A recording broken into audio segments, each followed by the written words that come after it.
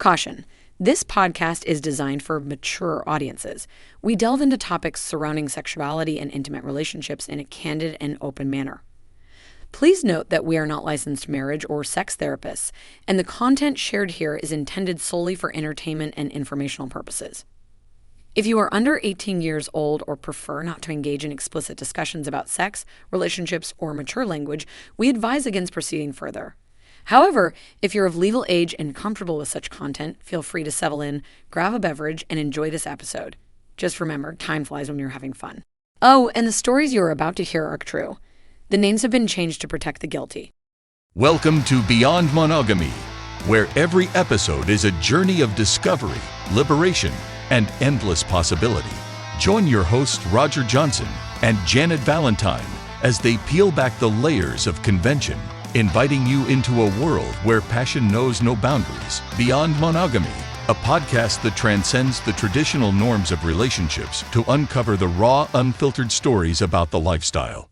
And now, your hosts, Roger Johnson and Janet Valentine.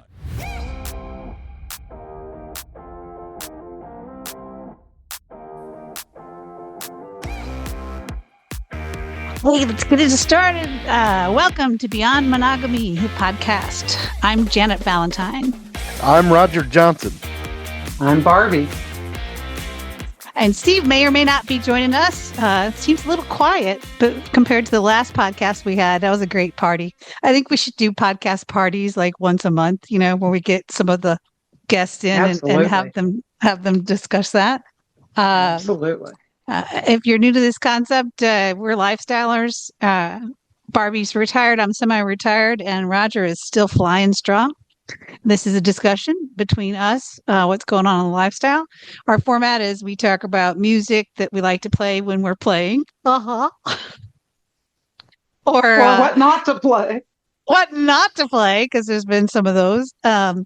News stories, and any of the sex news stories, especially the salacious ones, because we like to talk about that, the weird ones. And then also the word of the day, the defined word. Oh. And then we just get into the conversation, whatever else we feel like talking about today. So, anybody got a word or music they want to talk about? I got a different twist on the music I'm going to throw, and because we've talked about what we like listening to and what we don't want to listen to, and I got some hype songs. So on the way to the party. What gets you in the mode to just walk in like you're the big dick in the locker room and slam the door behind you? And I've got 3 different genres here, so we're gonna just cover a span here. So if you like rock music, I'm gonna suggest "Porno Star" by Buck Cherry. Okay. What? You can't go wrong with that. Now and once you listen to it, you're just like, yeah, okay, I'm that. But I want everybody to listen to it. And then similarly, if you like more of a hip hop type vibe, I'm gonna say "Slob on My Knob" by 3-6 Mafia. Ooh, slob on my knob. Are you sure you didn't write that? You didn't write that yourself. Come on. And then, but if you like country, if you're a country music fan, sure, I am. I don't know if you're this much of a country music fan, but we're fixing to find out. There's an awesome, he's kind of an independent country artist, and once you listen to him, you'll clearly know it. If you are a country fan, you know. But Wheeler Walker Jr. I know Wheeler Walker Jr. I have so played Wheeler Walker Jr. before playing. It has a song called "Born to Fuck." Oh, wow. Okay. I would say anything he does would get me in the mood. He's so freaking funny. Oh, he's great. That's good. Okay, so that's music. News or word? Anybody got that? Or Barbie, you got music, right? No, I got news. No, not this time. News? Okay. News. Give us the news. There was a 37-year-old Canadian content creator who has decided that she was going to do a round the world fucking. And so it's kind of like what you and I did a long time ago, where we were talking about even getting a map or a globe And putting the pins putting a on. push pin in there. Right. Push So pin. this is not a new idea, but she had a criteria and she was rating these people. So, but her criteria was she would only count the country on their passport. So whatever was on your passport, then she would say, I fucked a German because he's German. So it doesn't necessarily mean she was in that country per se. It makes sense. Logistically, it's kind of hard. Okay, so she said the best lovers are Brazilian. Oh, yeah. Oh, yeah. She said the worst lovers, she said, were German. But she said the marathon, I agree. And she said, and not in a good way, she said the marathon guys are Russian. And not in a good way. Because the vodka keeps their dick down. Oh, that's right. Yeah. So anyway, I just thought it reminded me of our conversation because we have had that same idea. Agree. The worst fuck I've had, the international one, has been a German guy. It was at a German club in Bamberg. In Bamberg, he was just shocked that I was doing what I was doing, and then he tried to reciprocate, and he was like a puppy dog that had lost an M&M and couldn't find where it was, and it wasn't in the right spot. Okay. Just licking all over and just missing it.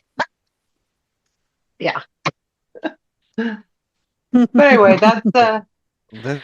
that's good shit. I need to start paying better attention, and I need to start paying better attention and like have my own criteria for, because not everybody's gonna have a passport, and I'm just sitting here like pondering this. How would I do it? And like okay, does she check them? That's what I want to know. Does she make you show your passport? If she says she's Armenian and still has an Armenian sounding accent, I wouldn't know what the fuck that is, but I wouldn't care. It's an accent. So Armenian accent, and then I mean I don't know. I'd have to have some credible criteria, and then just start rating these people and keeping a list. I have not done. I have not done a Brazilian man, but I have seen Fabio at the club in Paris, and actually at a couple of different times because we've now become friends with this couple. The captain, the captain and his wife from Brazil. He did the Brazilian, and she's the one. I don't know if you remember this one. She's the one that we were in the little cubicle. I'm laying next to her. We are both being serviced. Her by her husband, and her by my husband Fabio, and me by this guy.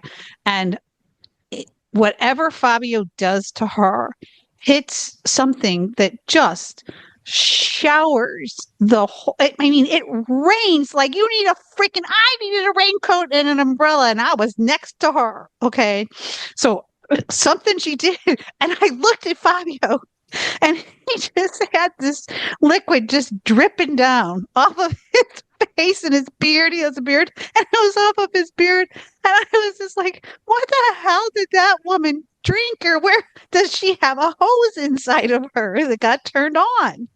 That's the only Brazilian that I've messed with. So I'm sorry, I deviate. If I was speaking for every man listening, and we were going to start with a certain ethnicity or country, and the only place you can really see that is on the Olympics, and especially on women's beach volleyball. Brazil's going number one. Brazil's going the number one draft pick. Oh yeah, without question, right. Absolutely. Mm-hmm. Right? Do we have a word, or do we need to review words? Roger, do you have one? I have a word. Okay. I have a term. And this is probably, we'll call this some swinger slang, because I haven't looked, so I doubt it's on Urban Dictionary, but we're going to go with clam slam. Ooh. That sounds like it would hurt. Is that when you guys think two females should be scissoring and smashing together at their pussies? Is that it? Is that a clam slam? Is that Tell me no. No, it was kind of Darn it. a friend of mine at a party kind of came up with it, and I was telling the story of a, a couple a couple that we were meeting up with, but meeting up with at a party, which I don't recommend doing anymore. Just go to the party. I'll tell them I'll Agreed. see you there. Right, right. We kind of talked about that. In their profile, it said she prefers little dicks. And I was like, I don't know how this is gonna go. And Dee read it. I showed her, and she's like, "Oh, fuck that." That's a lie. That is a Yeah, that's lie. I exactly have what she said. never She's met a woman that said I prefer little dicks. like her husband wrote this. And you just wait. I'm not looking forward to this meetup, but you just watch what happens. I'm calling bullshit. And sure enough, I mean, we get in there and we start playing in a playroom and we're playing around. And she goes to go down on me. I'm already hard. I'm a racehorse at the gate. I'm just hit the bell. And so she's blowing me, and I mean about four strokes, and then just jumps right up and jumps on it, right on top of me. Buddy's like, "Oh, that's a clam slam." I'm like, Hey, Oh, okay. I like that. I do Um, too. that's It's that's a pretty nice little one. I went to the reason I was so adamant about saying that's a lie is because I used to say that lie to my first husband on a regular basis. I oh did. my God. Just That's saying. great. My first husband was not very well endowed and he was very conscious about it. And I mean, he just what I said to him, and I got in trouble for saying this to him too, is well, it just made it easier to do anal. Okay. Yeah. It's, Yeah. it's so, that oh, I it's so had funny. said that lie to him, but I it's got to be big enough for me to rub across the clit. Okay, I don't care if it's long. I want it to be thick enough and big enough to rub across the G spot and the clit that are right there as you come in. You do not have to bang my cervix. Okay. Oh In no. fact, those snakes that some of these guys have, big dick Donnie, stuff. I gotta hold him back and say, "Whoa, whoa, boy," And then there's Detroit Dan and our baby boy. They have big ones, and they have to. The problem with that really big size one is that you your blood you only got so much blood to flow in there, and it's only going to get so hard. And sometimes it's a fire hose and not a pole. Does that make Yeah. sense? Yeah. Now, I Yeah. mean, I think either it was Detroit Dan or Baby Boy. One of their profile pictures shows them hard holding a towel as a towel holder. Okay, Yeah. for real, like no magic trick, for real. And that was like, that's when you go, okay, that's the profile pic for all you guys who want to talk about bluefish. What do you want to put on there? You put that profile pic on, everybody's calling you. It's a Uh-huh. dick That's pic, but it's not right. a dick pic. But Dick pic Oh, that's it's covered, showing. but shows you know what you're doing. Yeah. Right. Shows that it's worthy. Right.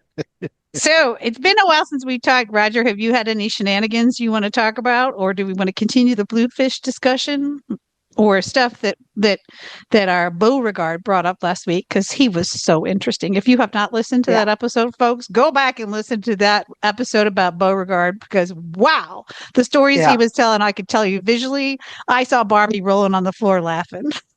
Yes. Yes. Yes. They were um, fantastic. I am gonna, while it's all fresh on everyone's mind, I'm gonna say let's continue with Beauregard and maybe Bluefish. Um, and we will bookmark my stories. There are shenanigans, and I do have things to tell, but let's save that for the next. And let's keep rolling on this. Let's go Right. chapter two, Beauregard slash Bluefish. Okay. So I um after listening to him and talk about how he got into it, which I never knew. I had never heard that story. Um So for all of you folks, he talked about how he had to go to Manhattan and go to a place and actually go up the stairs. And oh, here comes Steve. So he had to go up the stairs and actually he talks about the whole process that he had to go through. The things that he did to go through to become the initial Bluefish. That was amazing. Okay, yeah. I'd never heard that story before. It was great, and I can't. I mean, I can imagine. I got into the lifestyle with my husband. Okay, cheating doesn't count when I cheated. Okay, that's a whole nother story. But doing the lifestyle stuff with your husband, you have somebody else to support, and you can turn to the other person and go, "Hey, is this crazy? Should we do this together? Should we jump or whatever?" But I cannot imagine being by myself and riding up the elevator, possibly to your death, because this is like how the serial killers and all this other stuff go, to join some sex club that you have never met these people or anything else, and just to sight unseen. What kind of courage does that take, and would I have it? Well, that was exactly what I was thinking. That is the theme of the whole episode is, I mean, what was the first real ballsy step that you took in this lifestyle? Where was the time? And it may not have been the first time you went, but we all have had one of those moments where we're like, but you're right. You are so right, Janet, because you have another person with you to go, all right, we're jumping off this together. It's all about life experience. Let's go. But for him to say, then he had to go and drop his pants and show this stranger his dick, and he had to kind of get it hard to see if it would work. I just thought, man, if that doesn't say perv all over it. But and then it ended up working out for him so well. It worked. And it's been working ever since. So sometimes when we take the risk, at the very least it makes a good story, but at the very worst, I'm sure something bad could happen. But I guess I don't know. We take the risk because we have a little bit of faith in humanity. I don't know. We've mentioned when you're going to a party or inviting people, 1 degree of separation, and I'd like to think that somebody suggested it to him and he maybe had that to go on, so we weren't just completely throwing caution to the wind and just betting all our chips in on a risk. But that was, that's kind of a great question, is what moment did you feel like you were making the biggest risk? Mm-hmm. Mm-hmm. Janet, what do you got on that? Well, I see. Mine it's personal. It doesn't go to lifestyle. It's the first time that I cheated on my husband, my first husband. The situation had been that I know that, most people think, okay, all guys are dogs, and so they cheat on the woman, and so that's where the divorce occurs. I did not realize how unhappy I was in my marriage at that point. I knew that I was the frog in boiling water, and I was trying to, keep the kids happy and keep work happy and all that other stuff. And then when my doctor gave me the IUD would make it so I wouldn't be pregnant. And I knew then that if I cheated, I could probably get away with it, but I hadn't really thought about it. And then I was at a conference, and I was at a conference by myself, and the person, so I was at a conference, and I flirt with guys all the time at work. Okay. And these are far away work because we're all in the same industry, but I don't really work with them every day. So I flirt with these guys. And I was in the hot tub in the evening, and the guy, his wife was over being pawed by somebody else. And he reached over to diddle me. And I pulled back and said, "What are you doing?" And he goes, he goes, I guess I'm not doing it right if you can't tell what I'm doing. And he said, he goes, I wanted to fool around with you. And I go, I am 10 years older than you are. and I am 50 pounds heavier than your wife, who is that hot thing over there. And he goes, I'm not attracted to, he goes, I don't care what you look like. He goes, I think you're mine. You are so smart and so funny. He goes, and all I'm going to do is fuck your brains out. And so it's like, That's a win-win. How was I supposed to say no? Well, I did. So I said no. Okay, so I said no, and I got up and left, said no, went back to the hotel, went back to my hotel room. It was 2 o'clock in the morning or whatever. Caught the plane the next day, got picked up at the airport by my husband, and then I made the mistake of telling my husband on the way back that that this guy had made a pass at me, and my husband laughed at it. And so he just was like, oh, yeah, no big deal. And so then we get to work the next day, and we're in a production meeting, and there is 8 people that are standing there. And my husband tells the whole room, do you know what happened to Janet? And he says, this guy made a pass at her. And he said, but it's really understood because he's a chubby chaser. And he said that to the room. Wow. Right. Wow. So and sorry, Steve, to bring you in on such a bad note. So I walked out in the car and texted him, the guy who made the pass, and said, I made a big fucking mistake. And I said, I should have fucked you. And he goes, when's the next time you're going to be my wife? And I said, blah, blah, blah. I'm booking the ticket now. I did. I'm on my way. I totally booked the ticket then. And I went, and that's when I met him at a conference. I basically got sick at the conference, and we fucked like bunnies for 3 days. So, that's my moment. It wasn't really a lifestyle moment, but it was a holy shit, I'm going to do this. and if I would have not done this, I wouldn't have been here today. Totally not there today. I will tell you my biggest, when I felt like I was making the biggest risk, is right the first night at the first lifestyle club we went to. I think I've told this story, but I'll just recap it. The job I'm in, I didn't have Valentine's Day off a lot, and I'm kind of fresh in this new but third marriage, right? And I was just like, hey, guess what? I've got Valentine's Day off this year, and it was a Saturday night, and I thought we could go out, and she was like, you want to go to a swingers club? And I'm like, I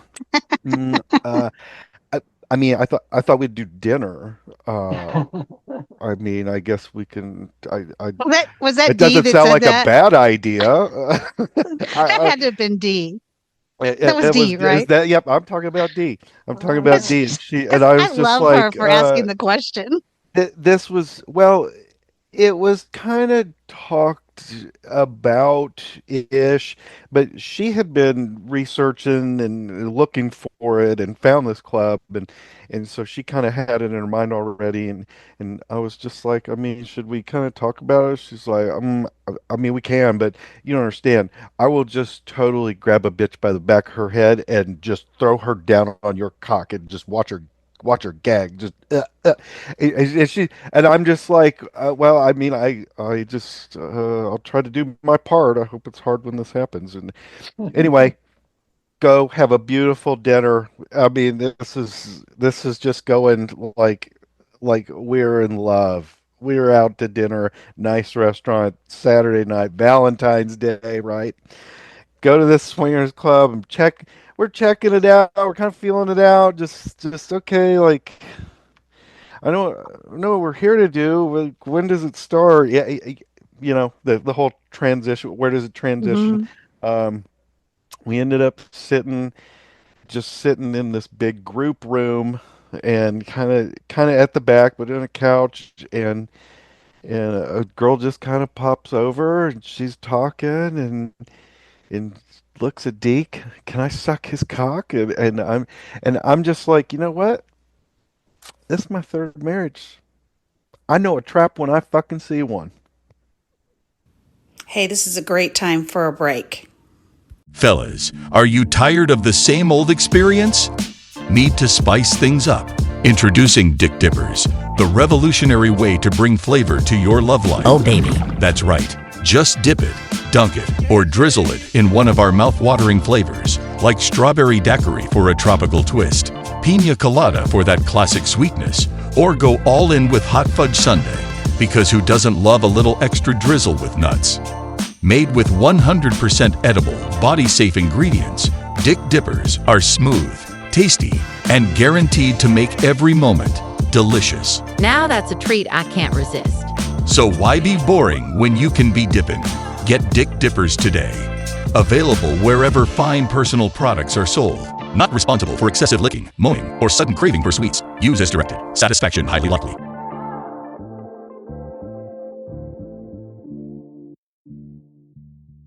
Now, back to the fun part of the podcast. This isn't my fault. I didn't put me here. I'm not here It's a trap. for this.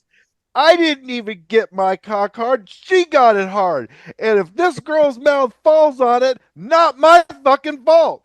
I was just sitting here. I was perfectly fine, having just sat here another 20 minutes and like, cool, we went to a swingers club, nothing happened. Fuck this.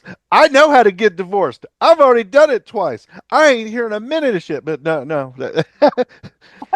That's what's running through my head. I'm taking in my mind. I was taking this big risk, and no, in reality, I was just getting some strange for the first time, and it was that for the first time in front of my wife, and it was okay. So Barbie or Steve, what were your what was moment did you have? Steve, we're catching you up. We were just talking about how Beauregard told us that great story in the last podcast about how he went up the elevator and had to show the guy his dick in order to get into the party. Oh. Barbie, Steve. Oh, I have you on mute, Steve. Sorry. Okay. There we go. If when I knew we were going to be okay in the lifestyle, or well, I think Barbie, you want to ask the question again? When was the time that you took the risk? Like when we were talking about how brave Beauregard was because he didn't even have somebody with him, but in the lifestyle, we've had somebody with us to kind of go, okay, like we're in this together. So whatever the experience is, but he took that risk all by himself. And I mean, being so young and just knowing that's what he wanted to do. So our question was that it was. What was your first fuck it moment or oh my gosh, I'm going to do this thing that's really scary? Yeah, we had talked about it off and on, and I had to go out of state because my father was sick, and I was gone for over a month. And I get back, and she says, "Let's do this." Okay, so we start looking around and go to a club, and that was it. The first really, and so there's a lot of people there, not a big deal. And we met a couple, had a good time. That was probably the biggest risk, is getting started. But the biggest risk that we had was when I knew she was going to be okay with all this, and because she was a little apprehensive or laid back, however you want to put it. But we went to a party, a gangbang, actually. I asked the guy if I could come to the gangbang. He says, sure. I said, can Elle come? He says, you realize it's gangbang? I said, she's coming as an interested observer is all. She gets off work, hops in the truck, we go. And so we're there. The guest of honor says if she wants to play, she can play. And I'm going, no, she's just here. And then the husband of the guest says, owner says, hey, she can come play if you want to. And Elle says, no, I just got off work. I haven't taken a shower. The host where the party was says, well, go up to my master bedroom and take a shower. Elle says, okay. So she goes upstairs, takes a shower. And I'm down here with, there's 30, 40 guys there. And so we're fun. I look around and it's been 30 minutes. I'm going, where the hell's Elle? She's not back down here. So I go upstairs to see if everything's okay.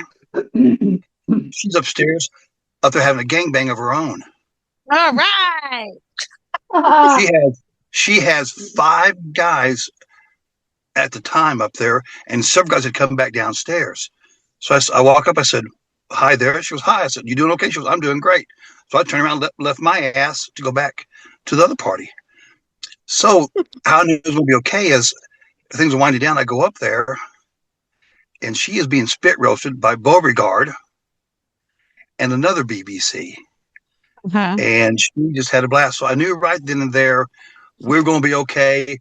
That was the biggest risk factor for her, So I knew right then and there we're going to be good. What about you, Barbie? Did you have a moment? Oh, I've had so many. But, yeah, I've had a lot. Especially if you go back, like you had mentioned, the very first time you choose to go out, and have an affair. But the one I think was one of our biggest together moments was we were invited to and it was all correspondence back then. It was all through like Yahoo Messenger. That's how long ago this was. But we had been invited to a party that was clear down an hour and a half from us in the middle of nowhere. And when they described the house, it was too good to be true. So they said, it's in the middle of nowhere. It's a big old house. It's got 6 bedrooms and 6 bathrooms that are attached to each bedroom. And it has an in-ground swimming pool and 2 hot tubs. And they will feed you. And I love that place, by the way. I've been there. Love it. It's a great place. It's unbelievable. It's unbelievable. I'd like to go there again. But anyway, yes. It is a spectacular place, but we have no idea. We just knew there were going to be a lot of people there, and there were going to be a lot of black guys, and this guy was really into the gangbang thing. And so we turned, we're following all the directions. We don't have GPS, this is a little while back. Mm-hmm. And we have to turn on this road that I would not even gather is a road. Okay. It had grass growing in the middle of it. That's not a road. That's a path, So I'm thinking bullshit on this house with a pool and it's going to have 6 bedrooms and 6 bathrooms. There's no way down this path. And then you turn on this driveway that goes a really long way, and there you see this gigantic house. And you drive back there, and they have beautiful, beautiful grounds with an in-ground pool and the 2 hot tubs. And I mean, it's like you're at a country oasis in the middle of nowhere. Mm-hmm. Apparently, somebody had built this clear back in the year 2000 when they thought we were going to, the doomsday prepper kind of thing. And the guy had a lot of money, and he was going to have his whole family live there. Well, then he sold it because 2000 happened, and nothing happened, and so they bought it at auction, mm-hmm. And they just fixed it up so nice, and it was a beautiful place. But turning on that path, I just was like, "What the? Where are we? What is happening?" And then I said, "There's no way there's a bunch of black people here." And there's just no way. We were so far in the middle of, banjo country. And it really was. And it was amazing because I thought, well, I don't even know how these people where would you even go to work? I mean, there were no cities, no towns around there. But it was heaven because you really could be as naked as you wanted to be. You could get in and out of their swimming pool. You could fuck outside. I mean, it was heaven. I think if you listen to your guys' stories, that what's really going to, so this is driven, lifestyle success is driven by the woman. Okay. She is the one who has to say genuinely, I want in this. Not you have to fuck all these people or I'll leave you your ass type stuff. Okay. Not under pressure of stuff like that. It has to be her idea. If it's initiated by the woman, the guys, you guys are good at, trying to, it's got to be our idea. And I don't want to get in trouble. This is my third one. I don't want to lose or whatever type stuff. This is a trap. It's a trap. Most, if you look at the couples that we have in our, and Beauregard coined this, so I'm going to keep using it, our lifestyle family, which is the couples that we play with again and again or talk to and sitting on the porch like we're doing now. Those successful ones are successful because the woman has been the driver. The woman has said, let's go fuck around. Let's go do this. It's her idea. And it's not, you can see sometimes when you'll have new people who come into a party or you meet them for dinner and decide if you're going to want to play with them or not. If he is all about it and he's talking the whole time and she's sitting there and not saying anything and not giving you the body language and not like showing her cleavage and not like reaching over to touch or anything else like that. If she's cold, then this is not going to work. And they're probably not going to be successful in the lifestyle.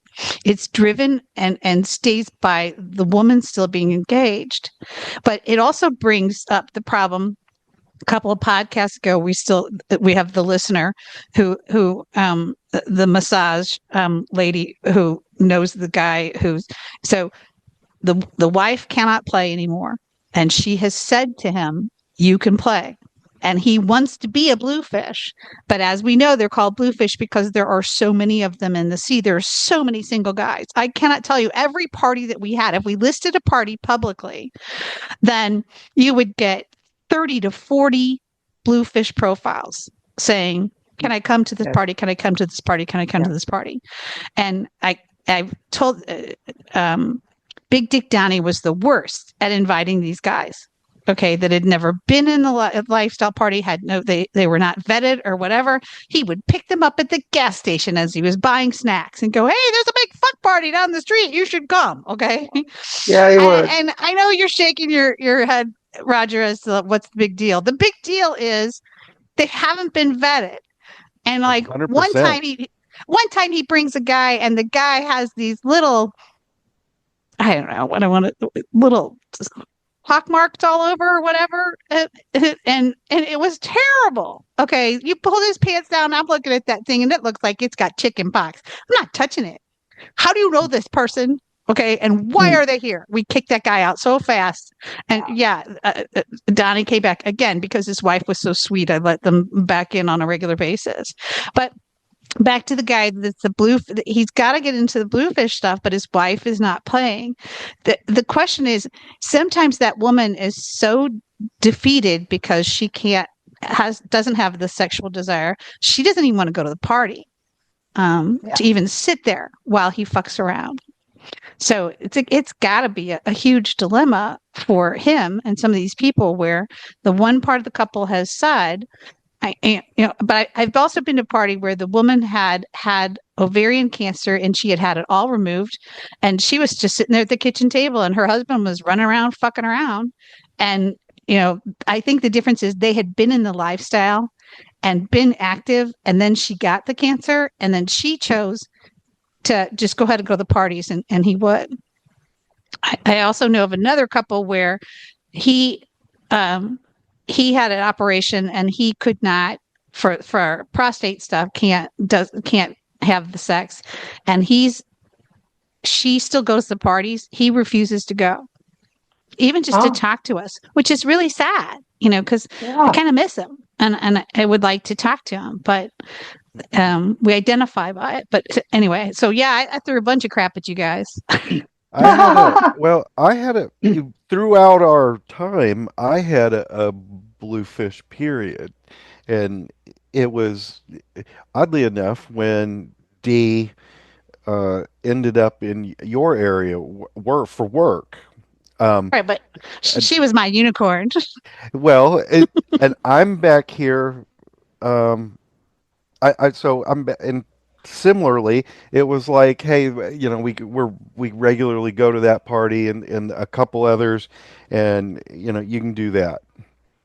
Um, and so there was a couple of times I went and grabbed a unicorn, and I regretted it. Mhm. They're unicorns for a reason. I'm too well taken care of to be around somebody else. I'll just say, and they're bullshit. Um, no, didn't go like I kind of thought it would. So then the host of the party was like, you know what? Um, I've been talking about getting a door guy. Uh, why don't you come do that? And then when the playtime starts, just jump in and have the fun. So I did that. Yeah. And I thought going into it, I was like, I'll be just fine. We go to this party all the time. People know me. They'll just understand that D is gone working.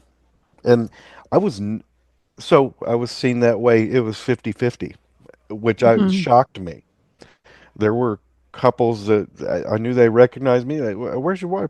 Oh, she's out of town working. So, we talked. She's okay with me being here, blah, blah. And they wouldn't have anything to do with me. Oh, I know what we would do. We would have jumped your bones and gone, "Oh, Yeah. you're missing something." Yeah. Here, let me help you out while you take tickets. Right. Yeah. Yeah, Girls, let's line them D would up. have called it's Tuesday night and I know you went over there Saturday, but you're still there. Like, yeah. Oh, yeah.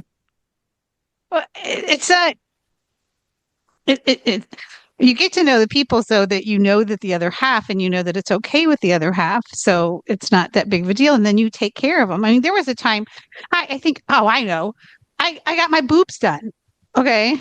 So when I got my boobs done, I was supposed to not have sex, not come and not have sex for 14 days, I think.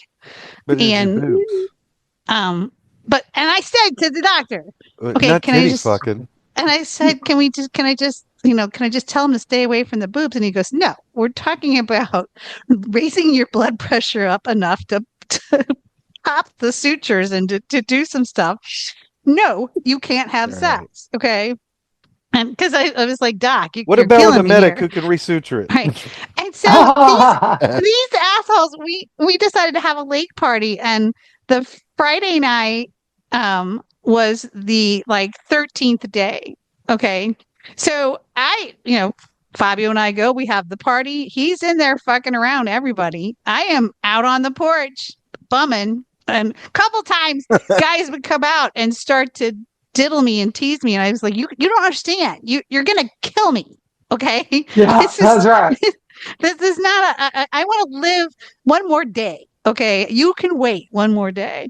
And so that was difficult for me to do, but I was in that situation. And yeah, I was happy that Fabio was taken care of. And then Yeah. there's been times that we know that it's great that somebody else takes care of your husband.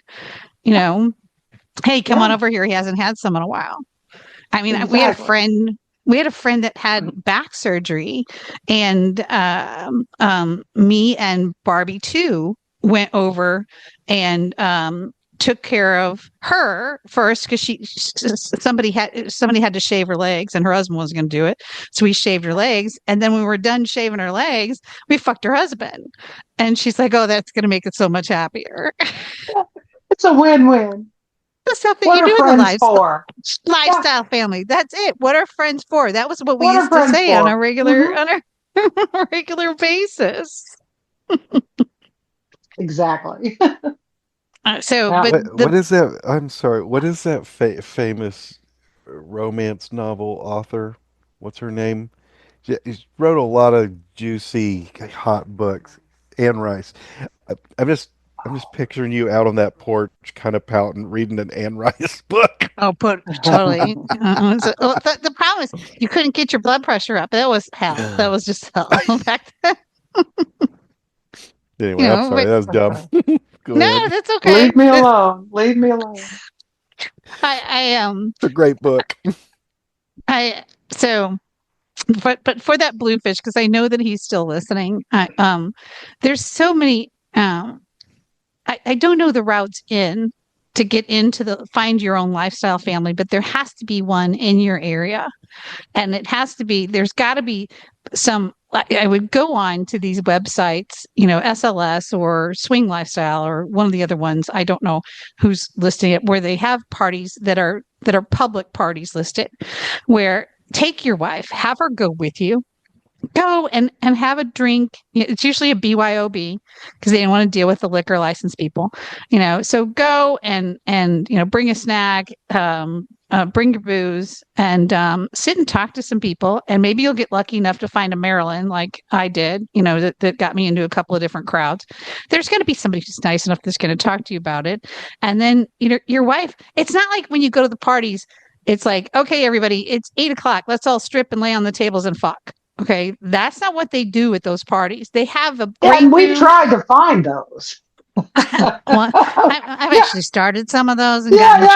I've been to her house. Yeah, right. But no, they are not like that. Parties are not they will usually have a dance floor, and they'll have like long tables for people to be sitting at, and then they'll have curtains and rooms that you go off to play, so that she's not going to be uncomfortable sitting there. And the it's not like lifestylers are all, it's not like we're all a bunch of sex addicts that all we've got to talk about is how to make the other person come. And let's talk about, what's the best thing to do to a woman or a man. That's not the discussion. Half the time it's jokes or telling stories about stuff that happened in the lifestyle, asking the question, what's the best thing that's happened to you in the lifestyle or the worst thing? Because the worst thing ones are freaking funny. Those stories are the best. Because you have those mistakes, but bring her and go to the party. See if you can find somebody to invite you to a smaller private party, and then get in. What'll happen is, there are some couples that have so much trust that they give their other person what's called a hall pass, and they'll say, "Hey, so and so is in town. Can I meet him at the hotel and go fuck him?" Okay, I know, Barbie, you've done that. Oh yeah, numerous times. Right, and then there are some, and so is he. So.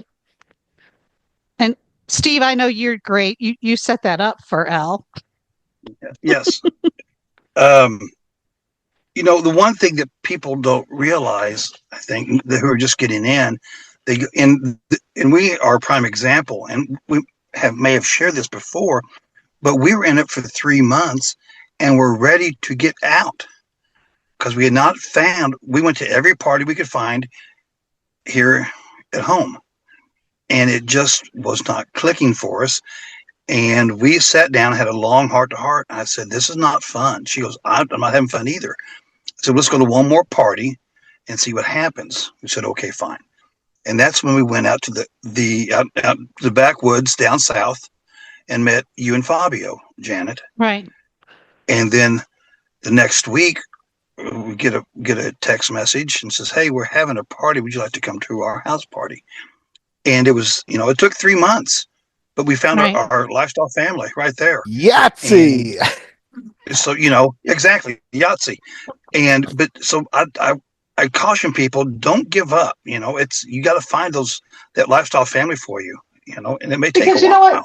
Think about it though. When you're dating, it takes a while to get to know people, and some people you have more in common with than you don't. And now you're doing that with 2 people, so it's 4 people who are dating basically. If you're going to go on a one-on-one, that's what's tough. When you do the party, you can bounce if you don't like the one other person, or but for me, it's if you do that dating stuff, or you set me up with that other couple and do that rule of 6 so that I don't get fucked in the right way. I'm sorry. Okay, it's got to be 4 or a party. That's right. The simplest advice I could give to somebody dipping their toes in and getting out, like you're talking about, is if you just want to watch and feel it out, check it out, then hang back, hang against the wall. You can be sociable, you can look at people, you can smile, hang against the wall. If you are wanting to get in the action, then approach people, and it's no more complicated than walking up saying hi. I'm Roger. This is my wife Dee. Do you guys is this your guys' first time here? That's it. That's it. It's a numbers game. You're going to find somebody who's standing there waiting for you to approach them because they want to fuck too. So it that's the simplest advice I can give. Yeah. And take that risk. Take that risk. Totally get it. And I know I'm getting close to the time, so I'll finish up here in just a second. But Lola, her advice, she'd get pissed because these new guys at the party would come up to her and they would go, "You are the most beautiful woman here that has the best set of eyes. I've never seen a set of eyes like yours." And she'd like, "You're a fucking liar." And she'd be like, she would turn and she wouldn't use the F word. She's really good. And she would turn them and she'd go, "You're lying." Okay, I know You're what right. I'm looking at. I want to eat Okay, your so ass. Yeah. right. So it's like she's like, "Don't lie to me. Don't give me a real compliment. Give me well, you're looking really sexy tonight or something, but don't tell me that I'm the most beautiful woman you've ever seen." Okay, that's a lie. Liar, liar, pants on fire. And we're not here for romance. That's completely different. All right. So we will hold Roger's stories. I have a party that I'm going to this weekend, so maybe I'll bring some new stories in. It's been a while since I've come out of retirement. Yes, I'm going to prep. I'm getting my coconut oil ready, getting shaved, getting a pedicure so I don't rip his rip his skin off of him and stuff, ladies. So I'm doing all that good stuff tomorrow. Party Saturday, and we'll see. Several of us are having birthdays, so love those birthday parties. Thanks for everybody who has listened. If you made it through the whole episode, I really appreciate it. If you want to find the episodes and you're listening on the other places, Apple or any of the other places that were listed, YouTube, the best place to find every episode is at beyondmonogamypodcast.com. Let me say it better, beyondmonogamypodcast.com. All those words smushed together. That will get you to all the episodes. It will get you to Roger's email, my email, Mandingo's tip jar, because he does this for free. And I really appreciate it. We're going to continue the conversation. We do have more stories coming. And so I hope to see you guys next time. And I want you to, in between now and then, I want you to come again and come again and come again.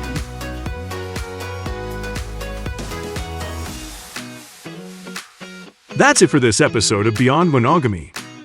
We hope you enjoyed our podcast, and we look forward to having you back again for the next episode of Beyond Monogamy.